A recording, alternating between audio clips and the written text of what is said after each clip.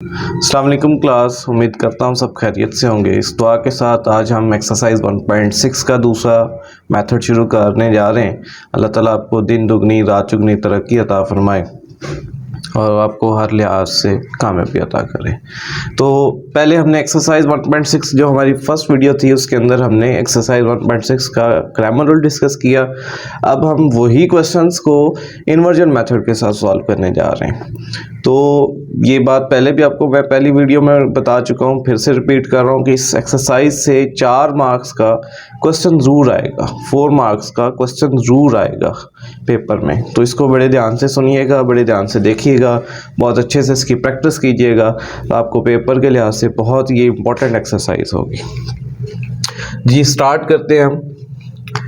तो सबसे पहला काम, जैसे मैंने पहले बताया था आपको, किसको मैट्रिक्स के अंदर चेंज करना है, हमारी इक्वेशंस को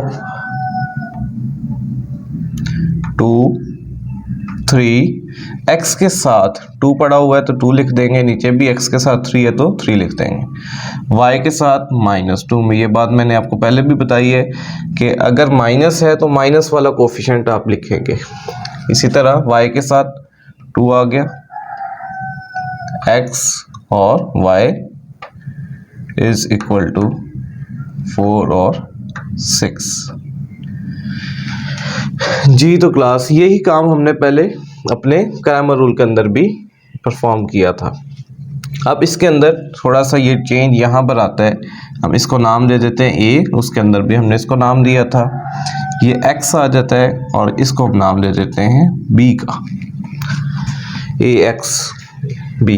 तो इसको हम अगर लिखें a और x क्योंकि मल्टीप्लाई हो रहे हैं तो ax is equal to b। इस तरह से एक हमारे पास इक्वेशन बन जाती है।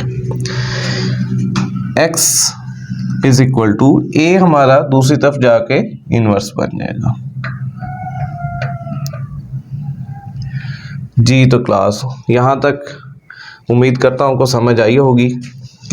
a अगर इस चीज़ का ख्याल रखना है आपने, a अगर आपका लेफ्ट साइड पर है तो b की भी लेफ्ट साइड पे जाके इन्वर्स बनेगा। अगर ये राइट साइड पे होता तो b की राइट साइड पे जाके इन्वर्स बन जाता।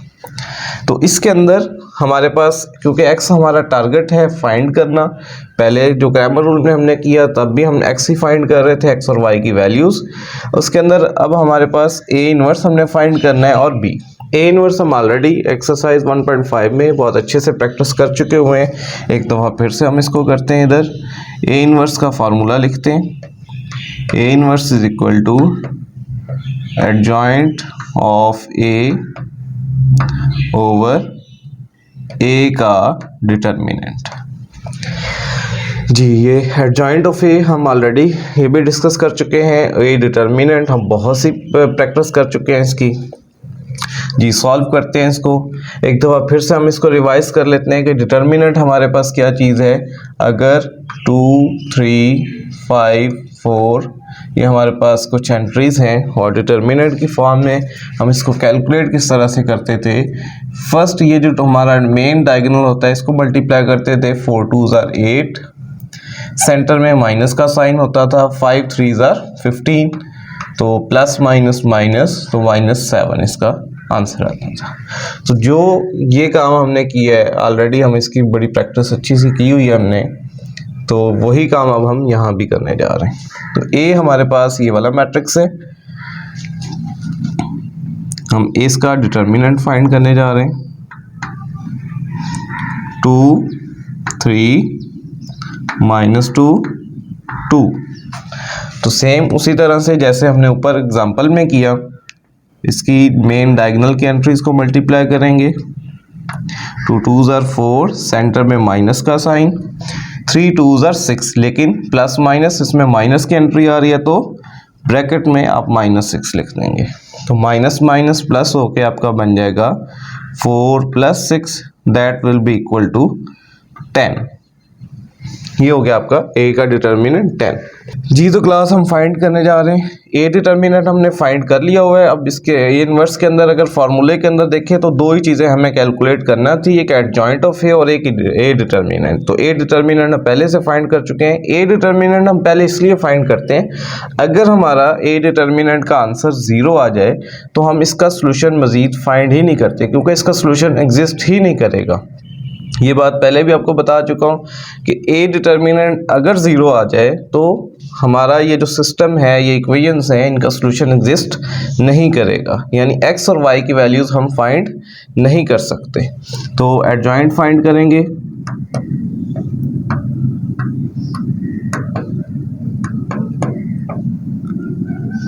एडजॉइंट के लिए बहुत ही आसान काम है, पहले भी आपको बता चुका हूँ।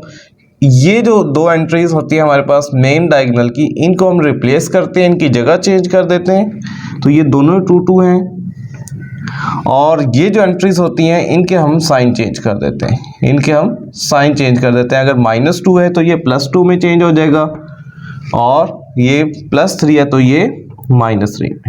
यहाँ +2 मैंने इसलिए लगा दिए ताकि आपको याद रहे कि हमने माइनस को प्लस के अंदर चेंज कर दिया। ना भी अगर आप प्लस लगाएंगे तो तब भी कोई मसला नहीं है। तो हम ए इनवर्स के अंदर दो चीज़ें हमें चाहिए थी, एडजॉइंट ऑफ ए, दोनों चीज़ें हम फाइंड कर चुके हुए हैं।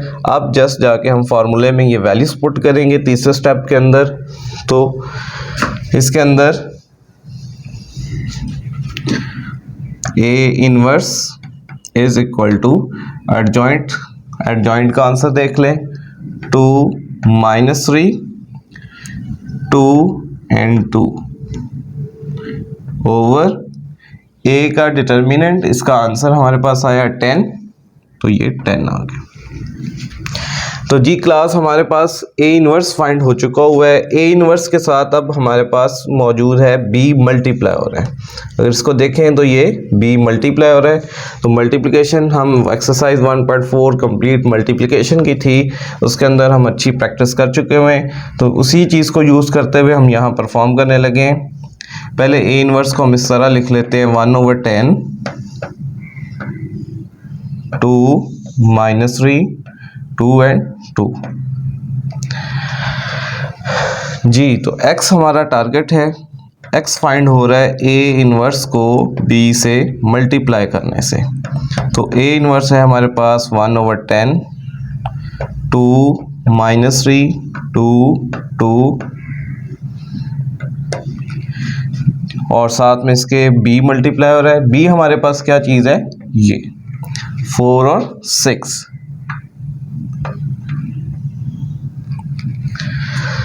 जी तो मल्टीप्लिकेशन के लिए फिर से रिवाइज कर लेते हैं हम। First row first column, first row first column, second row first column, 1/10 first row, ये हमारी फर्स्ट रो है और ये फर्स्ट कॉलम है, इसके अंदर एक ही कॉलम है तो हम इस एक कॉलम के साथ ही मल्टीप्लाई करेंगे। 2 4 फर्स्ट एंट्री से होगी 2 4 8, सेंटर में हमेशा प्लस का साइन, एंड सेकेंड एंट्री के साथ 2 6 12। अगर हमारे पास इससे आगे कोई कॉलम होता है तो हम फर्स्ट रो को ही उसी कॉलम के साथ मल्टीप्लाई करते हैं। तो second row first column -3 × 4 is -12, centre में प्लस का साइन, 2 × 6 इज 12। जी तो इसको मैं सामने एक दफ़ा लिख देता हूँ, 1/10 8 + 12 20 एंड -12 + 12 इज इक्वल टू 0। अब 1/10 बार मल्टीप्लाई हो रहा है तो मल्टीप्लिकेशन हम ऑलरेडी कर चुके हैं 1.3 के अंदर। 20 × 1/10 और 0 × 1/10, तो 10 1s are 10 and 10 2s are 20, that will be 2, और 0 जिस चीज़ से भी मल्टीप्लाई हो जाता है उसका आंसर 0 में चेंज कर देते हैं। तो हम फाइंड कर रहे थे x, और x हमारे पास x और y की फॉर्म में था। x हमारे पास एक्स और वाई के फॉर्म में। तो आपने देखा कि जो हमने क्रैमर रूल के अंदर इस क्वेश्चन को किया था क्रैमर के मेथड से, तो उसका आंसर भी हमारे पास सेम यही आया था, और इन्वर्जन मेथड के साथ भी हमारे पास आंसर सेम ही आया। अब हम मूव करते हैं क्वेश्चन नंबर 2 की जानिब। जी तो क्लास हम मूव कर रहे हैं क्वेश्चन नंबर 2 की जानिब। जिस तरह हमने क्वेश्चन नंबर 1 के अंदर स्टेप्स को फॉलो किया, सेम हम इसी तरह से क्वेश्चन नंबर 2 को लेकर चलेंगे। आप मेरे साथ साथ प्रैक्टिस करते चले जाएं तो आपको इंशाल्लाह बहुत अच्छी समझ आएगी। तो इसके जो बकिया पार्ट्स हैं वो भी आप साथ साथ इसकी प्रैक्टिस करें। किसी के भी अंदर कोई इशू आता है तो आप हमसे कांटेक्ट कर सकते हैं। सबसे पहले आप सब्सक्राइब करें हमारे चैनल को, इंशाल्लाह आपको हर आने वाली वीडियो आपको उसका नोटिफिकेशन मिलेगा। बेल आइकन को दबाना ना भूलिएगा, हर इंफॉर्मेटिव वीडियो इंशाल्लाह आप तक पहुंचेगी। जी तो हम स्टार्ट करते हैं। सबसे पहला काम वही जैसे हमने इसको मैट्रिक्स की फॉर्म में चेंज किया, 2 6 1 5 x y is equal to 3 and 1। जी तो सबसे पहला काम हमने इसको मैट्रिक्स फॉर्म में चेंज किया। देन हम इसको नेम देते हैं, a है, ये x है और ये b है। हम एक इक्वेशन बना लेते हैं, ax is equal to b, ax is equal to b। Same उसी तरह से x is equal to a inverse b। देख लें वही स्टेप्स फॉलो कर रहा हूं जो मैंने फर्स्ट क्वेश्चन के अंदर स्टेप्स को फॉलो किया। तो a इनवर्स हम फाइंड करने जा रहे हैं। a inverse adjoint of a over a का डिटर्मिनेंट।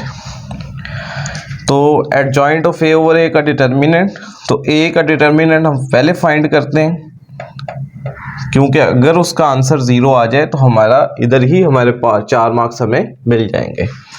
तो 2 6 1 5, तो इसको फर्स्ट को मल्टीप्लाई करते हैं, 5 2s are 10 and 6 1s are 6, that will B 4। तो डिटर्मिनेंट तो हमारा हमेशा सेम ही हुआ करेगा जो हमने क्रैमर में भी निकाला, क्योंकि सेम उसमें भी हम एक ही डिटर्मिनेंट फाइंड करते हैं। जी तो एडजॉइंट भी फाइंड कर लेते हैं, एडजॉइंट ऑफ ए, एडजॉइंट में इनकी जगह चेंज करनी है, ये आ जाएगा 5 और ये 2 बन जाएगा, और इनके हमने साइन चेंज करने हैं, तो -1 एंड -6। तो जब हमारे पास ये चीज़ कैलकुलेट हो चुकी है तो ए इनवर्स को हम यहाँ कंप्लीट कर लेते हैं। एडजॉइंट का आंसर हमारे पास आया 5 -1 -6 2 ओवर इसमें हमारे पास ए का डिटर्मिनेंट है 4। जी ए इनवर्स हमारे पास एक दफ़ा फिर से मैं सामने लिख रहा हूँ ए इनवर्स, ताकि अगर उसके अंदर नीचे स्किप हो गया तो वो आपको सही तरह से नज़र आ सके। 5 -1 -6 एंड 2 ओवर 4।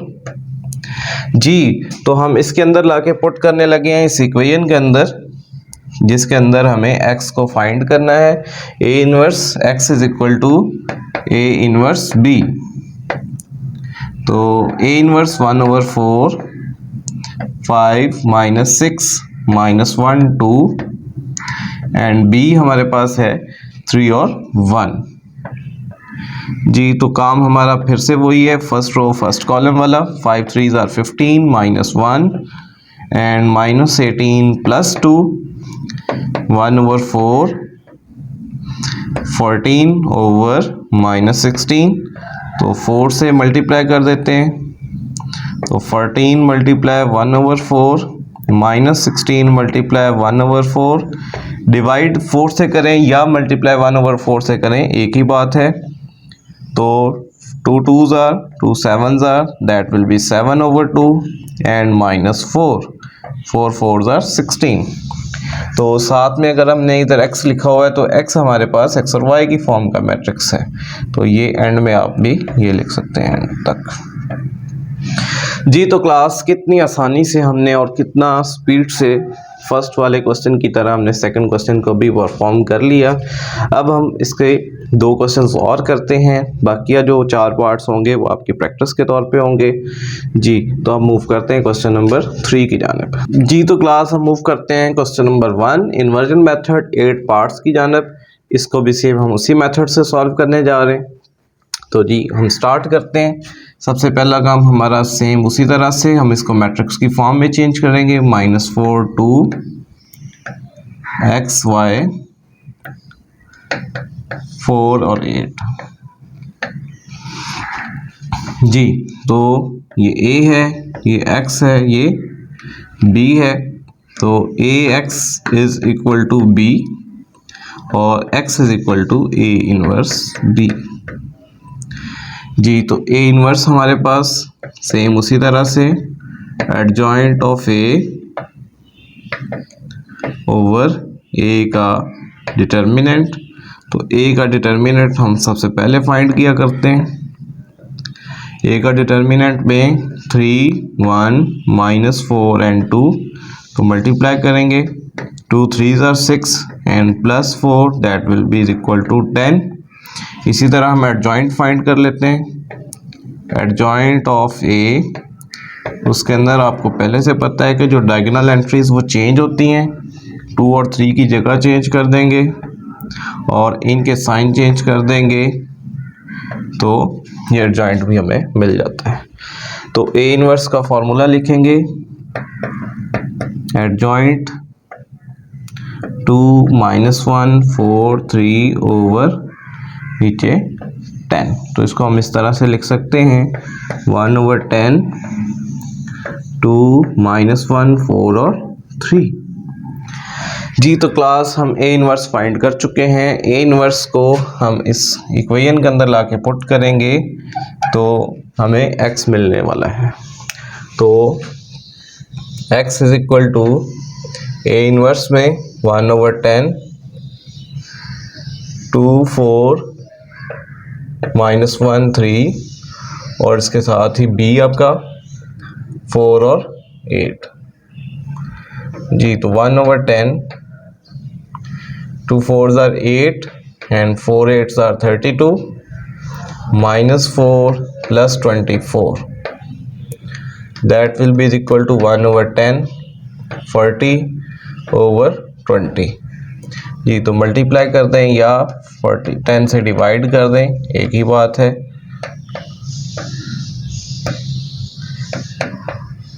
4 and 2 तो ये x और y आपकी इस फॉर्म का आंसर जनरेट करती है। जी अब मैं एक 5वां पार्ट लेकर आया हूँ जो मैंने बार बार इस बात को रिवाइज किया कि अगर a का डिटर्मिनेंट इज इक्वल टू 0 आ जाए तो हम उसमें क्या करेंगे, उसको हम ये कह देंगे सॉल्यूशन डज नॉट एग्जिस्ट और 4 मार्क्स हम अपनी पॉकेट में डाल लेंगे। तो सबसे पहला इसमें भी स्टेप वही होगा कि जैसे हम चेंज करेंगे 3 and -6 -2 and 4 x और y स्टेप हम पहले वही फॉलो करने जा रहे हैं 4 और 7। जी तो इसके अंदर ये हमारे पास a है, ये x है और ये b है। तो इसका अगर हम a का डिटर्मिनेंट फाइंड करें तो a का डिटर्मिनेंट हमारे पास 3 -6 -2 और 4।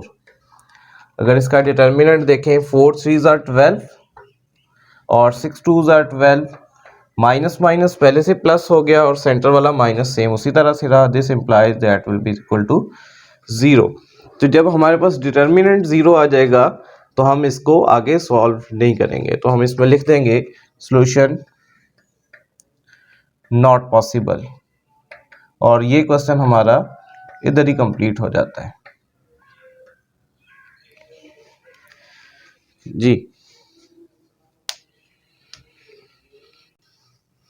जी तो क्लास हम क्वेश्चन नंबर 4 की जानिब मूव करते हैं। क्वेश्चन नंबर 4 को स्टार्ट करते हैं सेम उसी स्टेप्स को फॉलो करते हुए। सबसे पहले हमने इसको मैट्रिक्स की फॉर्म में चेंज करना है। मैट्रिक्स की फॉर्म में बनाने के बाद हम इसमें नेम्स देते हैं मैट्रिक्स को a, x और b। फिर हम लिखते हैं ax is equal to b और x is equal to a inverse b। फिर ए इनवर्स को हम लिखते हैं। ए इनवर्स के लिए हमारे पास वही 3 स्टेप्स होते हैं।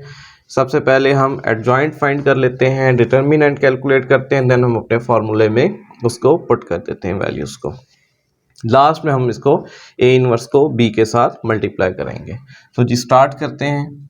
तो सबसे पहला काम मैट्रिक्स की फॉर्म में चेंज करना, -2 x और y, -6 -10।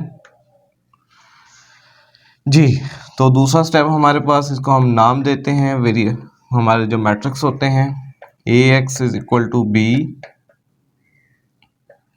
x is equal to a inverse b, और a इनवर्स हमारे पास adjoint of a over a का डिटर्मिनेंट। जी तो इसके अंदर हम सबसे पहला काम हमारा ए डिटर्मिनेंट फाइंड करना ही होता है। तो ए डिटर्मिनेंट में 3, 5, -2 एंड -2। जी तो मल्टीप्लाई अगर करेंगे तो -2 3s are 6 and +5 2s are 10, that is equal to 4। इसी तरह अब हम एडजॉइंट फाइंड कर लेते हैं। Adjoint of A is equal to, adjoint में इनकी जगह चेंज करनी होती है, -2 एंड 3, और इनके साइन चेंज करने हैं तो +2 एंड -5। जी तो हमारा जो इन्वर्स का मल्टीप्लिकेटिव इन्वर्स का तीसरा स्टेप, उसमें हम वैल्यूज़ को पुट कर देते हैं, -2 -5 2 एंड 3 ओवर 4। तो 1/4 इसको हम इस तरह से लिखते हैं, -2 -5 2 और 3। अब हम इसको पुट करने लगे हैं हमारी इस इक्वेशन के अंदर। जी तो x is equal to a inverse b। a inverse हमारे पास 1/4 -2 -5 2 3, और b हमारे पास इसमें -6 और -10। तो 1/4 minus and minus plus 2 6 are 12, plus minus क्योंकि सेंटर में, चलिए मैं प्लस लिख देता हूँ, 2 टाइम्स are 20 -20। अगर स्टूडेंट्स आपने इस चीज़ का ख्याल रखना है, आपने इस तरह से 2 सिंबल्स नहीं डालने, ये गलत है। अगर आपका प्लस भी आ रहा है माइनस भी आ रहा है तो उसमें ब्रैकेट प्लेस करेंगे आप। Minus and minus plus 5 6 are 30, and again वही काम, 10 3s are 30, तो माइनस का है और मैंने ब्रैकेट लगा दी। तो 1/4, तो प्लस माइनस माइनस 12, 20 में से 12 निकालेंगे तो 8, और साइन हमारे पास बड़े का आएगा, ये 0 हो जाएगा। एक प्लस का एक माइनस का है, इसको डिवाइड करें या मल्टीप्लाई कर लें, -8/4 and 0/4, that will be is equal to -2 and 0। तो ये आपका है x और y, that will be your x। ये वाला x आपका फाइंड हो चुका। तो दी क्लास आपके सामने मैंने फर्स्ट किया, सेकंड किया पार्ट, 8th किया, 5th को डिस्कस किया, उसके बाद मैंने 4th को डिस्कस किया है। रैंडमली मैंने क्वेश्चंस को चूज़ किया, इसलिए मैंने रैंडमली क्वेश्चंस को चूज़ किया कि डिफरेंट हमारे पास कोफिशिएंट्स आते हैं जिसमें माइनस का, स्टूडेंट्स अक्सर परेशान होते हैं कि ये माइनस का साइन जो है इसको हम क्या करें। तो इसीलिए मैंने ये क्वेश्चन नंबर 4 आपके लिए पिक किया, ताकि हम इसकी अच्छी सी प्रैक्टिस कर सकें कि ये प्लस माइनस को हमने किस तरह से डील करना है। अगर हम ब्रैकेट्स को लगा लेंगे तो हम आसानी से इसको मैनेज कर पाएंगे। अगर हम ब्रैकेट्स के बगैर करेंगे तो हमारे लिए मुश्किल हो जाती है। मुश्किल क्या होती है कि आपसे गलती हो जाती है, आप ज़ुबानी उसको डायरेक्ट करने की कोशिश करते हैं तो वो गलत हो जाता है। और ये क्वेश्चंस हमारे पास ऐसे क्वेश्चंस हैं जिसमें गलती का हमें एंड पे जाके पता चलता है, जब हम आंसर हमारा गलत आता है। कुछ क्वेश्चंस होते हैं जहाँ पे गलती हो जाए तो आगे क्वेश्चन मूव ही नहीं करते। तो ये क्वेश्चन हमारे पास मैथ्स के ऐसे क्वेश्चंस होते हैं जिनमें आपको गलती का एहसास एंड पे जाके होता है, जब आप सारा काम कंप्लीट कर चुके होते हैं। सो इसमें केयरफुल होकर हमें चलना पड़ता है, इसमें प्लस माइनस का ख़ास ख्याल रखना पड़ता है, तो ये वही चीज़ें हैं, अगर हम पीछे अपनी बेसिक्स को अच्छी तरह से समझेंगे तो ये क्वेश्चंस हमारे लिए कुछ भी नहीं है, आप सब बच्चों के लिए बहुत आसान होंगे। तो उम्मीद करता हूँ सबको क्लियर होगा, समझ आई होगी। एक दफ़ा फिर से ये बात रिवाइज़ करता हूँ, इसको बहुत अच्छी तरह से करिएगा, आपके 4 मार्क्स आपकी पॉकेट में होंगे इंशाल्लाह, अगर आप इसकी बहुत अच्छी सी प्रैक्टिस करेंगे। अल्लाह हाफ़िज़।